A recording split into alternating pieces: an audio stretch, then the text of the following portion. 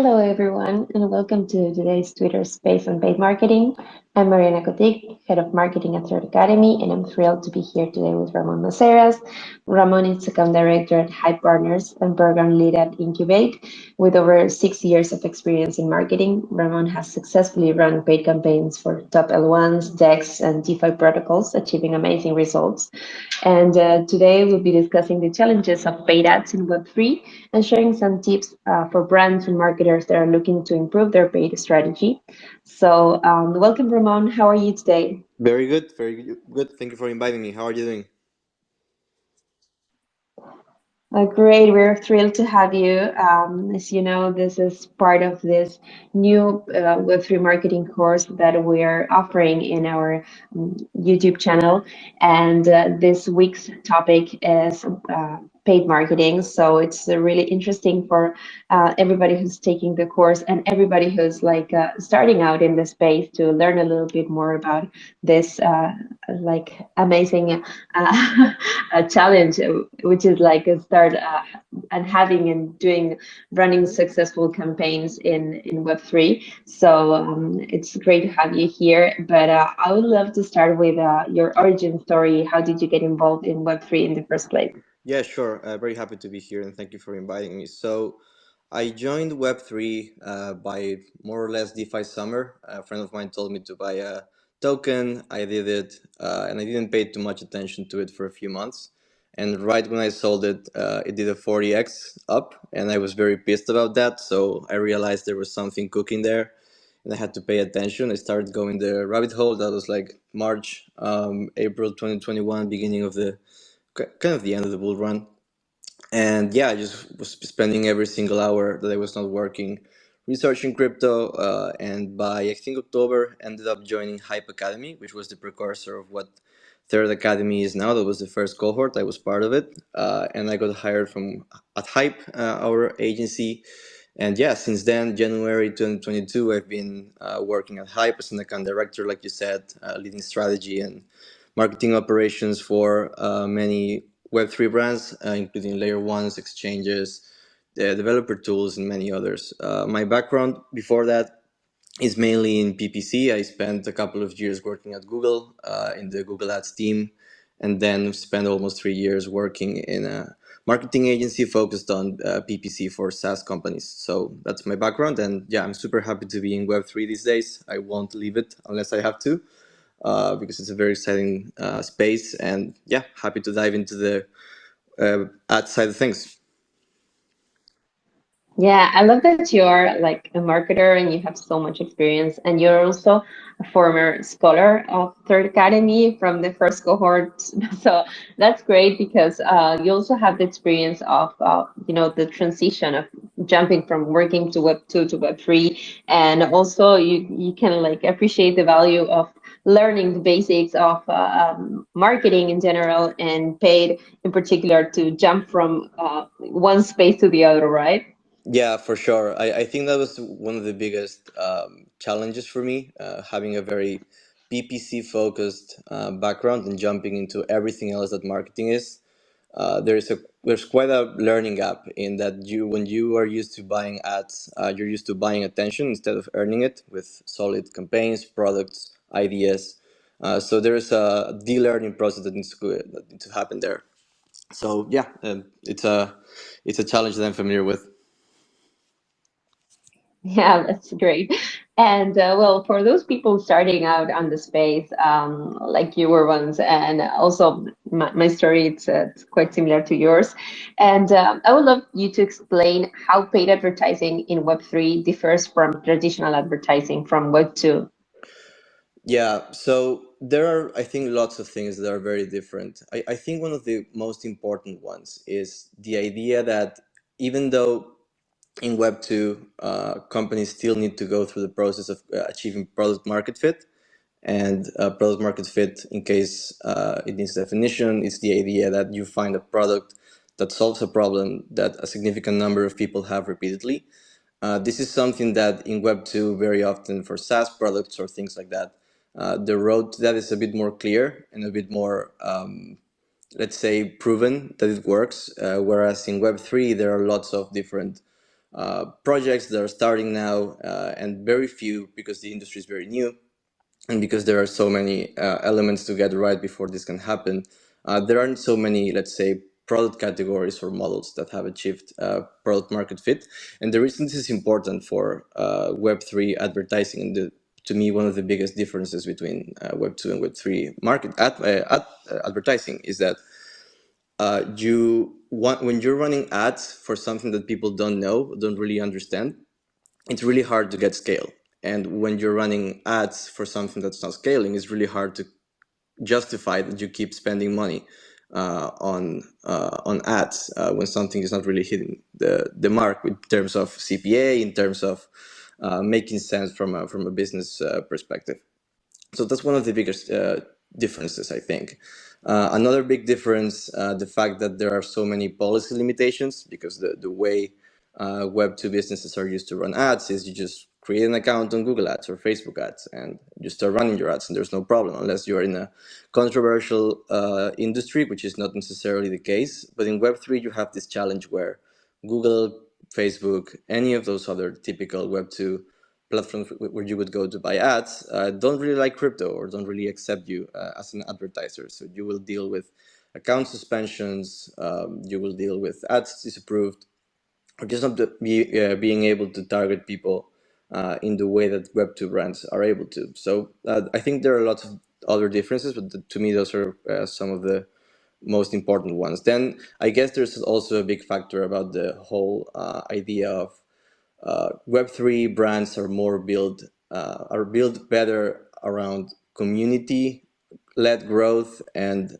brand led growth and product led growth, and it is just by buying attention. In a way, for some people, seeing a Web3 brand running ads is kind of a red flag or a negative thing rather than a positive thing.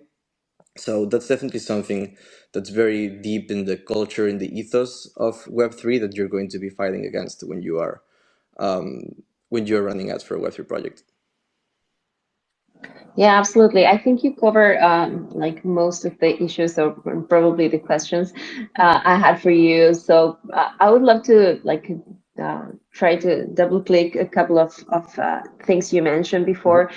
For example, you mentioned that sometimes you're running campaigns that and it's probably when you run campaigns about things people don't understand, it's harder. So I think that's one of the biggest issues about Web3 that probably you need to target a specific audiences and you have like traditional channels like let's say Twitter or even Meta or any other channel.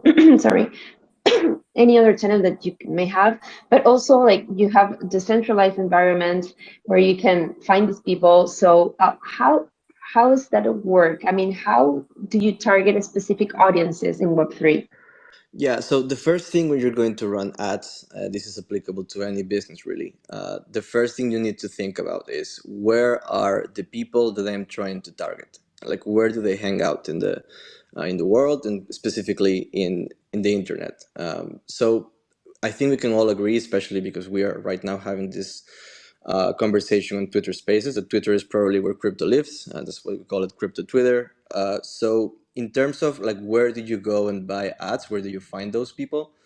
I think that's the first question you need to ask yourself, and then from there it will be very easy for you to identify some of the key platforms where you will want to buy ads from. So Twitter would be the first one. Probably Reddit is an interesting one. Google, depending on how you approach it. Like I said before, I think it depends a lot on whether you're working with a brand or a product that has product market fit, because you can't really run search ads for something that people are not searching for. But you will be able to run ads on YouTube, and in terms of like the main Web2 platforms, so those would probably be the ones. You might have some luck with running ads on LinkedIn if you have a very high, let's say, expectation of the type of brand the type of person you're trying to reach, or the economics of your product allow it, because LinkedIn is very expensive as an ad platform. But those would be the ones you would think of when running ads in Web2 platforms. Then there are lots of different ad networks coming up. that are Web3 native. You can think of programmatic advertising platforms like Coinsilla or BitMedia that allow you to buy from websites, like buy display traffic on websites that are very crypto native. There are others that are exploring with metaverse advertising, of course, that's very niche yet, but I'm sure it's going to be something in the future. And I think those are the main places that you would go find it. And I think, like I said, the main criteria is where do those people hang out. Then it's just a matter of within those platforms identifying the best ways you can find those people. So each platform knows more about people in a specific area. For example, LinkedIn is, of course, a professional platform, so they know most about your professional life. Instagram or Facebook are more personal platforms, so they know more about your personal interests. YouTube knows what you watch. Twitter knows the people you follow. So you need to leverage whatever each platform knows more about. So yeah, inside of that, of course, the platform is going to make those information sets available for you to target. So you will be able to target specific channels or specific topics on YouTube. You will be able to target followers of a certain person on Twitter. So you just need to find, once you're in the platform, what is the best way that I can find the audience that I'm trying to reach. Absolutely. And yeah, I think, of course, it's not the same to work for a project like more mainstream where you're targeting a wider audience. It's quite different to work for a very specific or niche product for DJs, for example, or for developers. So I would love to know how, I mean, what are the big differences or how these two different campaigns may look like in regarding channels or even what works better and what doesn't, because I know it's quite different, right? Yeah, they are quite different. I think in the, let's say, mainstream to more niche variable, I think again the product market fit aspect is very important. So, are you running ads for something that people already know, are aware of as a problem, and know of a solution for it? And in that case, you can just run ads trying to get more people like that from the platform, so you channel that attention towards that product and potentially get new users, customers, or whatever price that makes sense for you. So that's one variable. Then, in terms of how to find the right people within the platform, like I said, if you think, for example, of Twitter, if you're trying to sell, I think there are several audiences that you can think of that you can create within the Web3 space. And because, like I said, Twitter is the place where most of those people spend most of their time, you will be able to find ways to target them separately. So, for example, if you identify the traders or degen traders audience, or you find the retail crypto people or developers or yeah, NFT people, you can just create audiences based on those specific accounts. So let's say you want to create an NFT audience, you can create an audience around Frank D. Gods, Doodles, and Bored Ape, and a bunch of other NFT projects and personalities that's going to allow you to focus more on that segment of users than others. Developers, you can target Alchemy and Infura and any other developer tools that developers are more likely to be following and therefore paying attention to. So I think once you get to that, it's more a matter of what is the offer, what is the landing page, what is the copy that you're going to be sending to those people or showing to those people. And then from there, it's an experimentation process of what do these people respond to, what type of ads, what type of content or offers are something that they want to engage with, and how can I do it in a cost effective way, sustainably. That's kind of the approach I have to running ads for different types of projects and different types of audiences. Yeah, I think there's a couple of keywords that you mentioned, for example, like testing and trying different stuff and working on understanding what works best for the group you're targeting at that point. So I know it's really hard to talk about general rules, but is there like anything that you can mention? Of course, I know it's not set on stone, but you can mention about, okay, this works best for, I don't know, mainstream products, and this work best for niche products. Things that, I mean, I'm thinking about the people who's listening to this Twitter space. Okay, things that they can apply or they can keep in mind when they're building a strategy for a project. Hmm. For example, I know Meta, it's very cheap, but probably the quality of the traffic you get is not that as good. And the same way, probably there are some things or some tools or platforms that are really working great for crypto natives. And I don't know if you can think about uh, some examples. Yeah. So I think some general rules that I would mention. Let's break it down, like you said, in mainstream or closer to product market fit products versus more niche products. So one framework I would definitely apply for a more mainstream product has achieved product market fit and is more likely to be able to scale consistently. I would definitely try to uh, test as many different channels, copies, not necessarily landing pages, but like offers or ways to show the business or the project or the brand to people as possible. So it's more of an iterative process on the execution of marketing because we already know that people demand this product. It's more a matter of how can we reach them best. So should we do it through webinars? Should we do it through just signups or connect wallets? Should we do it through any other, let's say, funnel that you can create? When you're working for a more niche product, I think the experimentation is more at the product, brand, business level, and you need to use advertising as a way to test not necessarily the marketing execution, but the premise that you have in how you think people are going to perceive you. So if you, I don't know, you're running, let's say, let's keep it simple with an NFT project. Sorry, that's not the best example. If you're working with a developer tool that's very new in a space that not so many people know about, you might want to show people potentially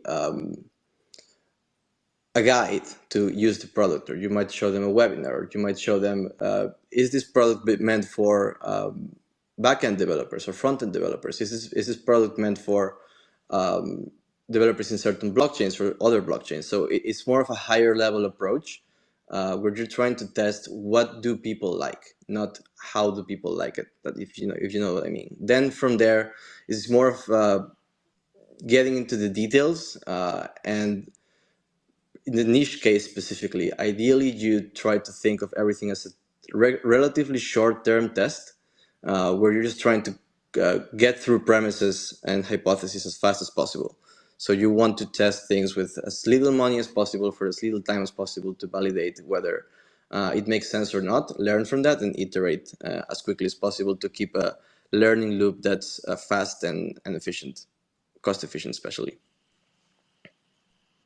Yeah, absolutely. It sounds like there's a lot of research going on there. There's a lot of testing and trying different stuff, a lot of creativity to find the right Yeah. strategies, the right way to do things. And so I think in that way, in that sense, I think the challenge is bigger in Web3 than in Web2. I don't know if you feel the same way. Yeah, I definitely do. I definitely feel the same way because the thing is, everything is just so experimental by nature in Web3 right now.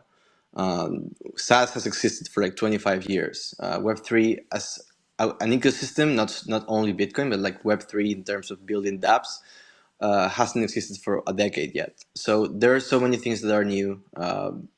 That everything is experimental by nature, and therefore you need to have that attitude towards everything. Whereas there are so many more proven things in other areas where you just need to execute them right and not create them from scratch. And like yeah, like you said before, creativity is so important in being able to, especially like get useful information out of running ads. You can't just be running experiments for the sake of running them. You need to have a premise, a hypothesis. I think this will be interesting for people. I think people will sign up to this thing. I think people will be willing to pay for this product or integrate this in their stack. And therefore, you need to always have that in mind. Whereas in other sectors, you just need to try to execute this as efficiently as possible. And because things are already like they already have momentum, you can just ride the wave. Whereas here, you have to create everything. Yeah, absolutely. And there's also no way to copy and paste any other strategy because every case is unique because of the product and the momentum, as you said, the way the market is at the time. So it's pretty challenging because something that might have worked in the past is not going to work in the future or is not going to work for any other project, right? Yeah, exactly. I think there is some level for not yeah you definitely can't copy paste things, but something we do even at the agency very frequently is be creative in the sense that you mix things that haven't been mixed before but already exist. So you might be taking the growth strategy from an NFT protocol and applying it through ads in a dev tools in a dev tool. And the way you do that is by uh, adapting it or finding kind of the key concept that the NFT project found to get attention and giving it, making it natural for a developer tool. So, yes, Yeah, you can't really copy paste strategies, but you definitely can be observing of what's working in the community and adapting yeah. it to whatever you're trying to do on your own. Yeah, exactly. So there is a learning curve in terms of how you learn to approach to these projects and strategies, not to copy and paste what you did before, but the way you learn and you learn how to approach and how to do best and faster, probably. Mm-hmm. So that's great. Yeah. And in terms of measure the effectiveness or of your targeting efforts, or what metrics do you use to measure the success of a campaign? I mean, how is that similar or different from Web 2? Yeah, that's a very important question because especially when you think of advertising, measuring is very important because otherwise, if you're doing all of this experimentation but you're not really seeing what the outcome of those things is, you can't really make educated decisions based on the information you're getting because you're not getting that information. So I think it depends a lot on the project.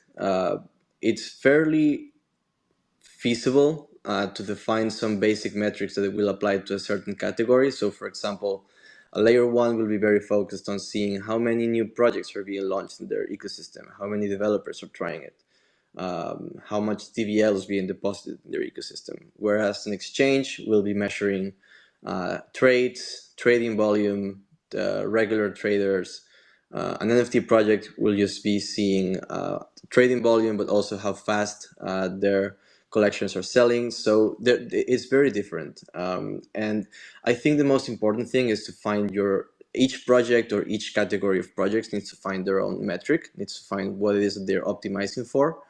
And once you do that, there's often a very big effort in finding ways to uh, consistently and reliably get that information because of a number of reasons. One of them is this is something that's going on beyond Web3, but it's applicable to anyone running ads online, which is there is a massive issue with attribution. Attribution is not what it was a few years ago. It's a lot harder to get conversion data on ad platforms, which is used to do smart bidding, which means the algorithm learns based on the conversion data it gets. Then on top of that, specifically to Web3, there are lots of different events that you want to track that are happening on chain. And sometimes it's something you can send back to the platform, to the ad platform. Sometimes it's not, or you just don't have the technical capabilities. For the most part, it's possible, but many projects struggle to find the systems to send on-chain data to those places. And even if you can send them, you will still be missing lots of information. Very often we see that projects are not even able to track over 30 or 40% of the conversion volume that they should. So those are definitely challenges. And the way we tend to solve that when we're running very conversion focused or ad focused campaigns is to do the best work we possibly can to measure as much as possible. Sometimes you will want to use hacks like referral links that send you information on chain because it's built natively, and use that in the ad platform. You will have to build analytics platforms on top of your regular analytics and ad platform like Amplitude or Mixpanel or things like that. But yes, it's very important that you find a way to track what's important for you, especially define it. This is something that very often, when we're taking advertising clients, we need to sit with them for half an hour or 2 hours sometimes and say, like, okay, you want to run ads? Great. What do you want to run them for? Do you want to increase your brand awareness? Do you want to get users? Do you want to get developers? Because the approach to the campaigns and to your whole marketing strategy are going to be very different. So yeah, to summarize, define what it is that you're optimizing for, and then find the best possible way you can do to track those things and keep the information very close to your day-to-day operations, so you can make quick decisions based on the data. Yeah, well, that's so interesting. I mean, not only attribution issue, but all you mentioned, and that leads me to a question about how do you see, because this is evolving, this is constantly evolving, and how do you see paid advertising evolving in the next few years, and what new tools, new opportunities, new challenges can you anticipate? Do you mean in Web3 or in general? In general, in paid in Web3, I mean, because there's many things that you can't do now, and there are tools that are like evolving or changing, or as you said, things are changing all the time. So how do you see like paid advertising in a year or 2 years from now? Because I mean, the ecosystem is so different from Web2, and in Web2 we have seen the evolution of data, of tools, of the way to improve targeting and to improve, I don't know, also ads and formats. So how do you see Web3 evolving, or is a trend or something you can see in the near future for paid? Yeah. So the first thing I would say is that this is something that's going on for years in paid advertising. It's going to not only increase but exponentially increase. Is the fact that it's getting extremely automated and extremely commoditized, let's say, meaning that with things like ChatGPT or just Google's and their own, all of the ad platforms' own AI developments, they are removing the need for too much human involvement in campaign setup and even like ad creative setup, targeting. Lots of different things are just being automated, and basically all you do with the ad platforms is come up with a good offer and buy traffic, buy interest, buy attention, um, just by saying, hey, I have this budget for you, give me attention from this type of people to this type of brand. So that's one thing that's going on, and I think it's only going to get more and more prevalent. When I started advertising 6 years ago, there were so many things that you had to do on Google Ads to run a campaign. There were so many things that you could manage yourself, and now with things like Performance Max campaigns or lots of different smart shopping campaigns, lots of different automations that Google has implemented. It's all about having a good website, having a good giving the system good information so it can run on its own. So that's one thing I would say for paid ads in general. For Web3 in general, I think, like I said before, people in Web3 aren't as interested, or uh, people in Web3 don't receive advertising so well. And the reason is people are a lot more trusting in community and their peers for what to buy, what to use, what blockchain to build in, what projects to, what technology to include in their stack. So I think there's a lot of even negativity towards running ads, and I don't think that's going to change at all because the community network or way of doing things in crypto is only growing. There's only more infrastructure for it. There's only more people joining those communities and relying on them to make their business and just regular decisions. So I think advertising, while it's still going to be relevant forever, because the idea that some people have attention and some people have an interest in selling it is going to be a market that will continue to exist.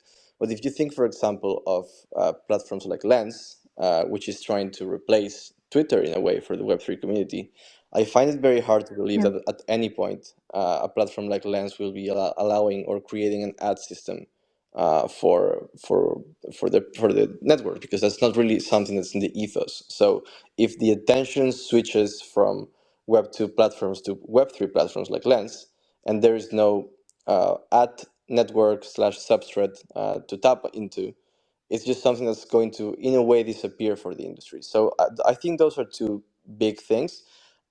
As automation gets more apparent, there will be less involvement in people running ads.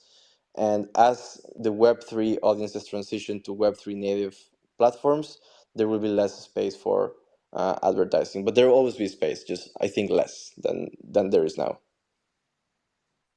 Yeah, I think data ownership as part of the ethos of Web3 is going to be like a big issue too, that will change the industry of paid ads, because you're not going to have as much information as you mentioned before. You're not going to have as much information from your target, and or probably it's going to work in a different way. So you need to adapt to this Web3 native platforms, right? Yes, exactly. And to think new strategies and new ways to reach your audience, but at the same time you will still have the need to reach bigger audiences and to reach out to more people. So there's always we will find the way, of course, I guess. And regarding you mentioned ChatGPT and automation and AI. So so far in your experience, ChatGPT, it's already writing better copy than humans, or not yet? I would say ChatGPT by default, not yet. If you send it a few prompts, it gets better. GPT-4 definitely writes pretty decent copy. But the thing with very often with advertising, the thing is there is, like, while copy is important when you're running very complex and very targeted campaigns, it's really hard to scale that without automation. So that's a place where uh, automation works extremely well and allows you to scale and hyper personalize ads in a way that human work would never do. Yeah, absolutely. And you also mentioned minutes ago the regulations and how, the restrictions you have in some platforms impact the way you can run paid campaigns. So, what else can you tell us about regulations and these restrictions you have to deal with every day? Yeah, so bottom line is most Web 2 ad platforms don't want you there. At the same time, they still want the money. So they are working with their own policy teams and regulators to find ways that you can still run ads, just not in every way or in every place. So, for example, very often one of the limitations that Twitter will impose on you is that you cannot run ads that try to sell a token or that are trying to get people into DAOs. But you will be able to run educational campaigns. You will be able to run general brand awareness campaigns. So that's one thing you can do to avoid it.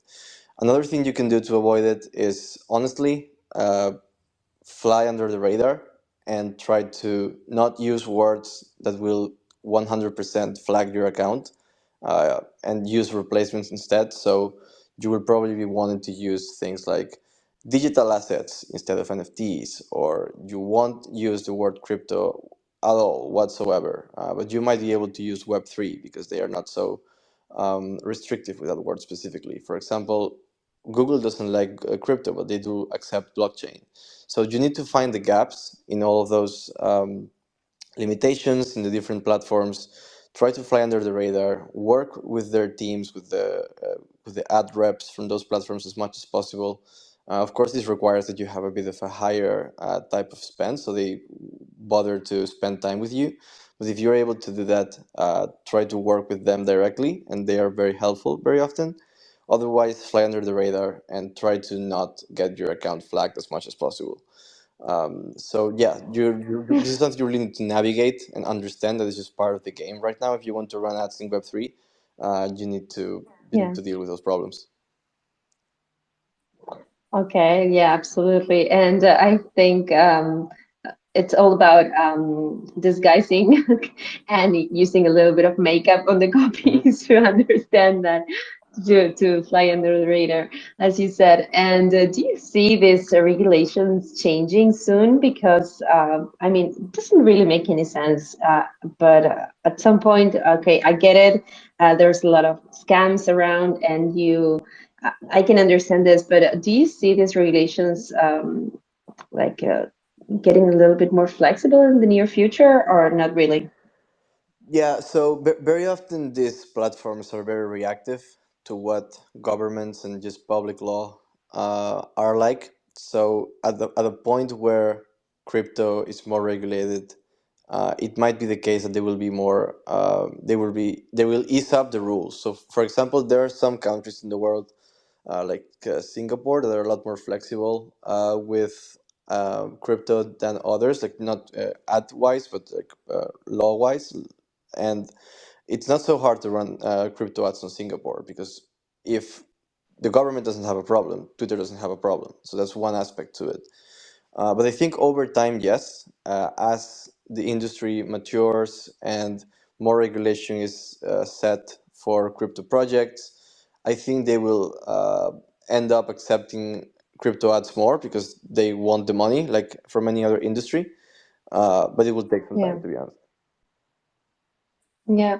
And since you mentioned this, is there any country that is particularly difficult to run crypto ads? US, the United States. It's probably the biggest market and the Yeah. market that everyone wants to target, of course.